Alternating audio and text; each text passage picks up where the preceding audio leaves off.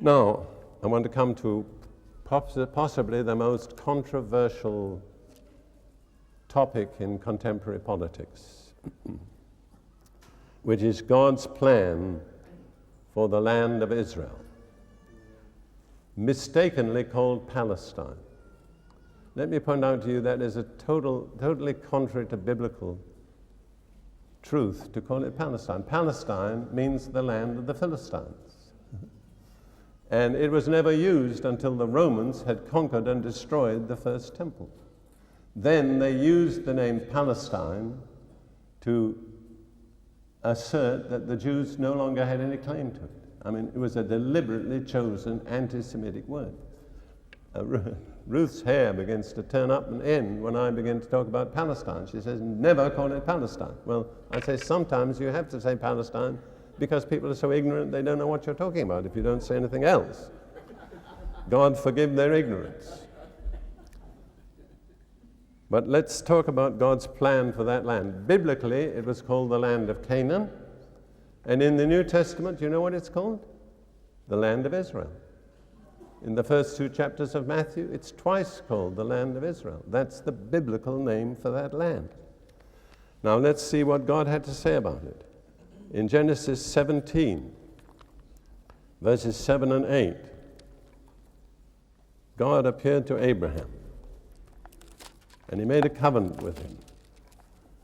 Totally sovereign. I mean, Abraham had nothing to do with it. God just decided. And this is what God said to Abraham in Genesis 17, verse 7 and 8. And I will establish my covenant between me and you and your descendants after you in their generations for an everlasting covenant, to be God of you and your descendants after you. Also, I give to you and your descendants after you the land in which you are a stranger, all the land of Canaan, as an everlasting possession, and I will be their God. So there's no dispute as to about whom the land belongs if you believe the Bible. Whether Israel are in it or outside of it, it makes no difference. God has given it to them as an everlasting possession. And then there's a remarkable passage in Psalm 105, one of the most remarkable passages, I think, in the Bible. Psalm 105. We'll begin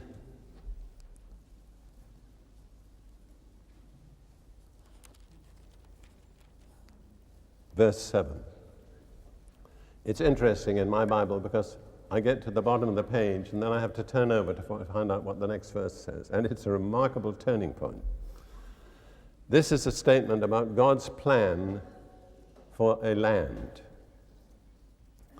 And in it are used more words describing God's total commitment than any other passage in the Bible I know of. Psalm 105, verse 7. He is the Lord our God. His judgments are in all the earth. In other words, what God decrees applies in every part of the earth. He has remembered his covenant forever, the word which he commanded for 1,000 generations, the covenant which he made with Abraham, and his oath to Isaac, and confirmed it to Jacob for a statute, to Israel for an everlasting covenant. In those 4 verses, God uses more words to describe his total commitment to something than anywhere else in the Bible. You cannot find another passage in the Bible. Let me just list the words: covenant, word, command, oath, statute, and everlasting covenant. Now, the interesting thing is, to what is God making such a total, authoritative, unreserved commitment? And I have to turn my Bible because turn the page in my Bible because I got to the bottom of the page. And my breath is taken away when I discover what it is. Saying, to you I will give the land of Canaan as the allotment of your inheritance. So all those words, covenant, word, command, oath, statute, and everlasting covenant, are all applied to God's giving the land of Canaan to the descendants of Israel. Well, anybody who goes against that is going against God. Then in Jeremiah chapter 30,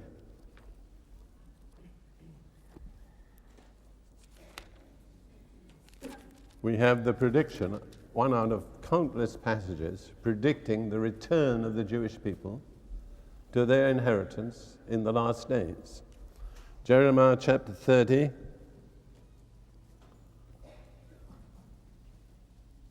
beginning at verse 3. For behold, the days are coming, says the Lord, that I will bring back from captivity my people, Israel and Judah, says the Lord. And I will cause them to return to the land that I gave to their fathers, and they shall possess it. Now, I think anybody with a moderate knowledge of the Bible knows what is the land that God gave to Abraham and his descendants. The land of Canaan, the land of Israel, the land we call today the Holy Land. God says, when the time comes, I will bring back the descendants of Israel and Judah from their captivity to the land that I gave to their fathers. And then God gives a warning. You see, I have a friend, I haven't known him for quite a while, but he's a British preacher. And somebody asked him once, do you think the return of the Jews to that land is a work of God? God bless him. He said, if it were a work of God, there would be peace. He didn't know his Bible. Now, this is what God says about the return of the Jews to that land. For thus says the Lord, we have heard a voice of trembling, of fear, and not of peace. Ask now and see whether a man is ever in labor with child. So why do I see every man with his hands on his loins, like a woman in labor, and all faces turn pale? That's a description of tremendous terror, oppression, opposition. Alas, for that day is great, so that none is like it. And it is the time of Jacob's trouble, but he shall be saved out of it. So the return of the Jewish people to the land is not immediately going to produce peace. On the contrary, it's going to climax in a time of trouble such as they've never experienced before. But the promise is they shall be saved out of it, not from it, but out of it. And then, if you look to the last words of Jeremiah chapter 30, it's a kind of little summary. It says, in the latter days, you will consider it. So this is a prediction concerning the restoration of the Jewish people to their own land in the latter days. And the prediction says there will not immediately be peace. On the contrary, the conflict will heat up. And it is heating up, and it will heat up.